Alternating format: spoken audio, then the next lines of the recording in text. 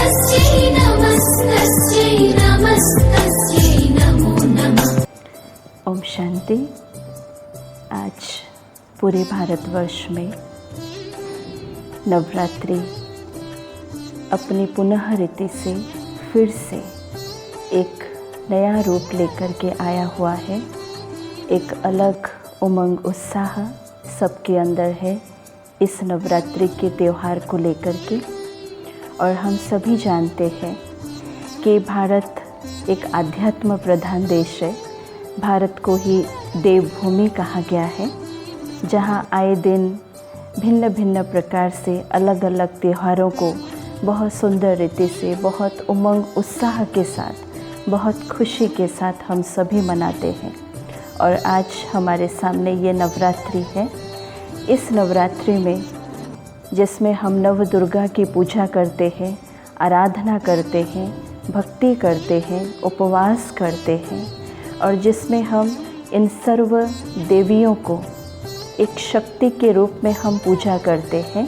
और इन 9 दिन अर्थात इस 9 दिन में इन 9 देवियों के सन्मुख हम अलग अलग प्राप्तियों की भी हम इच्छाएं रखते हैं, तमन्नाएं भी रखते हैं।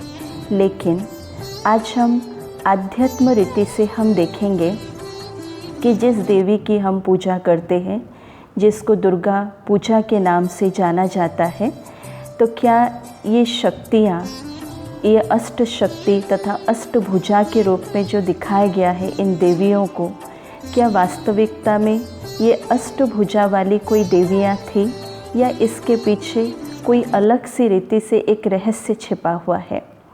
तो पहले जानते हैं कि क्या है ये अष्टभुजाधारी इन शक्तियों की जो पूजा होती है। वास्तव में देखा जाए तो इस भारत भूमि तो क्या, इस सारे विश्व भर में कोई ऐसी देव या देवी इस धरती पर नहीं थे जिनके 4 भुजा, 6 भुजा या 8 भुजाएं हो। और ये इनकी शक्तियों की प्रतीक है। ये मानव जीवन का प्रतीक है, जिसको शक्ति कहा गया है। सिर्फ शक्ति नहीं कहा गया है।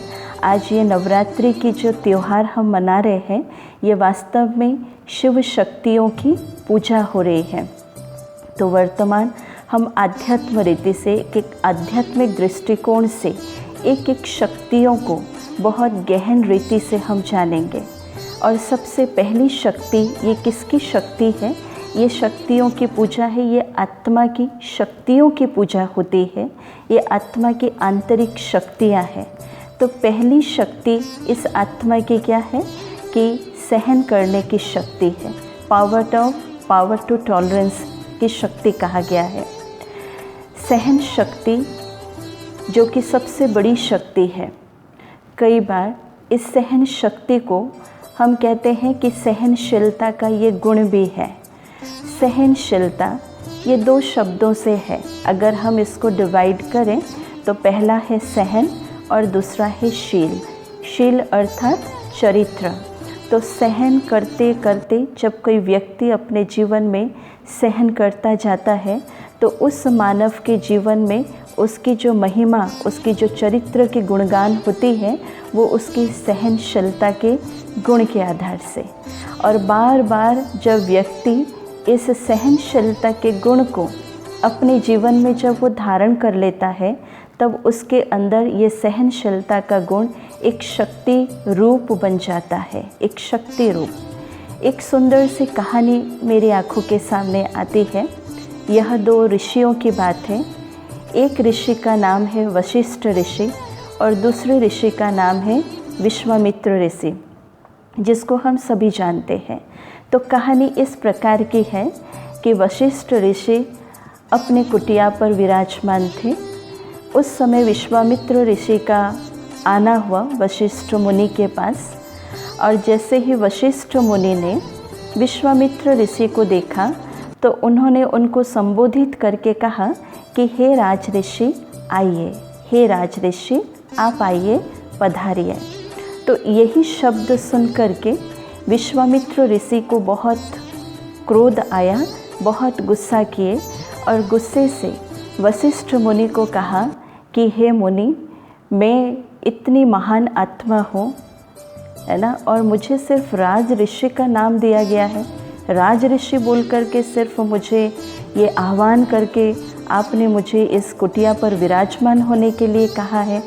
तो यही गुस्से में आकर के विश्वामित्र ऋषि ने वशिष्ठ मुनि की कुटिया छोड़ करके वो चले गए, और वहाँ वशिष्ठ मुनि के 2 बच्चे, 2 बालक बाहर खेल रहे थे, और क्रोधित होकर के उन दोनों का सिर काट लिया विश्वामित्र मुनि ने, और जाकर के एक झाड़ियों के अंदर छिप गए, और उन्होंने ये देखने की कोशिश किया कि वशिष्ठ मुनि को क्या असर होता है जब मैंने उनके 2 बालक का सिर काट लिया। तो पूर्णिमा का रात था, चंद्रमा अपनी तेज को लेकर के चकमगा रहा था। तो ऐसे में वशिष्ठ मुनि और उनकी पत्नी बाहर आए, और उनकी पत्नी ने चंद्रमा को देख करके कहा कि आज तो इस चंद्रमा की जो लालिमा है, इस लालिमा में तो बहुत तेज है। तो ये तेज को देख करके वशिष्ठ मुनि ने कहा कि ये तेज तो विश्वामित्र मुनि की तेज के समान लग रहा है। और जो विश्वामित्र मुनि झाड़ियों के बीच में खड़े होकर के उनकी बातों को जब सुने, तो विश्वामित्र मुनि बहुत खुश हो गए, और तुरंत वो झाड़ियों से बाहर निकल कर के आए, और वशिष्ठ मुनि को कहा कि हे मुनि, तुम्हारे अंदर ये महानता देख कर के मुझे बहुत खुश हुआ, मैं बहुत खुश हो गया। और अगर आप यही महानता, यही विशेषता, यही महिमा अगर मैं आते ही आप थोड़ा सा कर देते, तो आज मैं क्रोधित होकर के आपके 2 बालकों का सिर मैं काटता नहीं। तो यही सुनकर के वशिष्ठ मुनि ने कहा कि हे मुनिराज, कि आप जब मेरी कुटिया में पधारे थे तो आप सिर्फ एक राज ऋषि थे, लेकिन अभी वर्तमान अगर मैं आपके इस स्वरूप को देखूं, तो आप राज ऋषि के साथ साथ एक तेजस्वी राज ऋषि भी हैं। तो वास्तव में इस कहानी के पीछे इसकी कथा क्या छुपी हुई है, इसकी सत्य कथा, इसकी रहस्य यही छुपा हुआ है। आप देखो कि किसी व्यक्ति के अंदर जब हम परिवर्तन लाने की कोशिश करते हैं, तो सबसे पहले हमें ही अपनी सहन शक्ति की मात्रा को बढ़ाना पड़ता है। आज पूरे विश्व भर में अगर हम देखें, तो जितने भी महान पुरुष होकर के गए हैं, जो भी महान आत्माएं होकर के गए हैं, आज उनके अंदर सबसे बड़ी शक्ति हमें देखने के लिए यही मिला कि वो है सहन शक्ति। और उस सहन शक्ति को वो महान पुरुष अपने जीवन में इस रीति से धारण किए हुए थे कि जिसके वजह से उनको अपना सिर झुकाना भी पड़ा। लेकिन वो अपना सिर झुकाने के साथ साथ वो इस कैपेबिलिटी में पहुँचे कि वो औरों के भी सिर को झुका सके, वास्तव में देखिए, दुनिया वालों की ये मान्यता है कि कमज़ोर आत्मा है ना, वो सहन नहीं कर सकता है। यही दुनिया वालों की एक मान्यता है, ये एक बिलीफ सिस्टम बना दिया है कि कमज़ोर कभी भी सहन नहीं कर सकता है। लेकिन अगर आध्यात्म दृष्टिकोण से हम देखेंगे, तो परमात्मा ने हमें यही शिक्षा दिया हुआ है कि एक सहनशील है ना, कमज़ोर कभी सहन नहीं कर सकता, ये तो ठीक है, लेकिन ये बात भी सिद्ध होता है कि ये सहन शक्ति सिर्फ एक दृढ़शाली आत्मा ही सहन कर सकती है। दृढ़शाली व्यक्ति ही सहन कर सकता है, क्योंकि सहन शक्ति कोई छोटी सी शक्ति नहीं है। आज कई प्रकार की बातें, आज कई प्रकार की परिस्थितियां हमारे सामने भिन्न भिन्न रूप लेकर के आती है, जिसके वजह से हमारे पारिवारिक जीवन में भी अनेक प्रकार के द्वंद्व हो जाते हैं, अनेक प्रकार के लड़ाई झगड़े के हम शिकार बन जाते हैं। हमारे जो संबंध संपर्क हैं, उसमें भी कई प्रकार की दरारें आना शुरू हो जाती हैं, और उसके पीछे कारण है ये सहन शक्ति की कमी। अगर हम कुछ सालों पहले की बात करें, तो ये सहन शक्ति की मात्रा लोगों के अंदर बहुत मात्रा में थी। लेकिन आज की पीढ़ी को अगर हम देखें, छोटी सी भी बात अगर कहीं से भी आती है, थोड़ी सी भी बात अगर कहीं से भी आती है, तो सबसे पहले सहन शक्ति की परीक्षा हमें देनी पड़ती है। जैसे मंदिर में जब एक मूर्ति को बिठा करके हम पूजा करते हैं, आप देखो वो भले वो पत्थर का मूर्ति ही होता है, लेकिन उस पत्थर की मूर्ति को उस शेप में लाने के लिए, एक देव या देवी रूप की शेप में लाने के लिए उसको कितनी हथौड़ा लगता है, कितनी छेनी के द्वारा उसको उसके जो एक्स्ट्रा पत्थरें हैं साइड बाय साइड जो भी है उसको निकालना पड़ता है। कितना उस पत्थर को ठोक ठोक करके फिर एक शेप दिया जाता है, एक देव या देवी का शेप दिया जाता है। और उसको फिर रखा कहाँ जाता है, उसको एक मंदिर में पहले उसको स्थापित किया जाता है। और जिन पत्थरों को निकाला जाता है जो एक्स्ट्रा है, उसको हम एक तो फेंक देते हैं या अन्य कोई कारोबार में हम उसको यूज़ करते हैं। तो वैसे ही ये सहन शक्ति वर्तमान समय हमारे जीवन की एक बहुत बड़ी शक्ति कहें या हमारे जीवन की एक बहुत बड़ी गुण हम कह सकते हैं, जिस गुण को लेकर के हमें अपने जीवन में तो चलना ही पड़े, लेकिन उसके लिए भी मुझे बहुत बड़ी एक चीज़ को अनुभव करना है। क्यों ये शक्ति मुझे आवश्यकता है, किस लिए ये आवश्यकता है। इसलिए परमात्मा ने हमें बहुत सुंदर सा संदेश दिया है कि जो सहन करता है वो वास्तविकता में देखा जाए तो वो शहंशाह बनता है। इसलिए जब भी कोई बात आए, जब भी कोई परिस्थिति आए, तो सबसे पहले हम हलचल होते हैं। लेकिन आज इस नवरात्रि का त्यौहार जब हम सभी मना रहे हैं, तो सबसे पहली शक्ति जिसको माँ जगदम्बा के रूप में पूजा किया गया है, माँ कहा गया है, क्योंकि माँ के अंदर एक ऐसी ये सहन शक्ति है जो कि और कोई व्यक्ति पुरुष के अंदर ये शक्ति नहीं है। माँ ये नहीं देखती कि मेरा बच्चे के अंदर किस प्रकार के स्वभाव है, क्या संस्कार है, मेरे बच्चे मुझे क्या कह रहे हैं, कैसे सुना रहे हैं, किस प्रकार की बातें कह रहे हैं। माँ के अंदर इतनी मात्रा में सहन शक्ति है। इसलिए माँ जगदम्बा के रूप में आज पूरा भारतवर्ष इसकी पूजा कर रहा है, अर्थात इस शक्ति की पूजा आज हो रही है।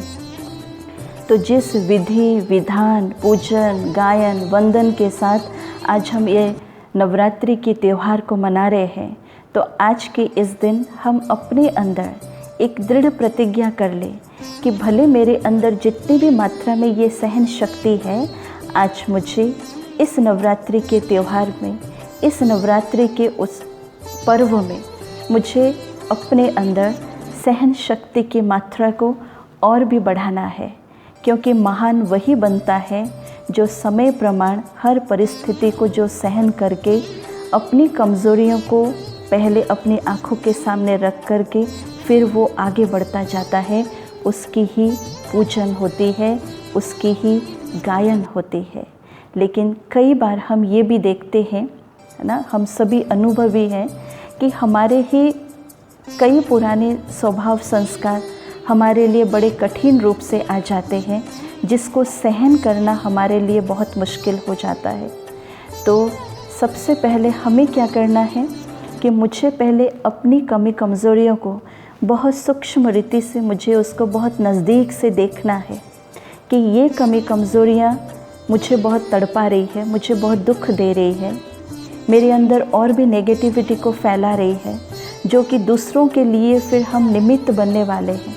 इसलिए आज के इस त्यौहार में, आज के इस पावन पर्व में हम अपने अंदर अपनी कमी कमज़ोरियों को सामने रख कर के, समा कर के, इसको सहन शक्ति को और भी तेज गति से धारण करके और भी आगे हमें बढ़ते जाना है तथा औरों के अंदर भी सहन शक्ति की मात्रा को बढ़ना है। और हमें कभी भी अपने अंदर ये ख्याल नहीं लाना है कि सहन शक्ति ये कोई कमज़ोर आत्मा ही कर सकता है, नहीं, जो बहुत स्ट्रॉन्ग शक्तिशाली हैं वही सहन कर सकते हैं, कमज़ोर कभी भी सहन नहीं कर सकता है। जिस बिलीफ सिस्टम को हम सभी मान करके चलते थे कि कमज़ोर ही सहन करता है, लेकिन परमात्मा ने हमें कहा कि कमज़ोर कभी सहन नहीं कर सकता है। कमज़ोर हिलेगा, वो डुलेगा पूरा, है ना, हर बात में वो घबराना शुरू कर देगा। लेकिन जो स्ट्रॉन्ग शक्तिशाली आत्माएं हैं वो कोई भी परिस्थिति को बहुत इजीली सहन करके वह आगे बढ़ सकते हैं। तो आज इस सहन शक्ति की सूचक आज पूरे भारतवर्ष में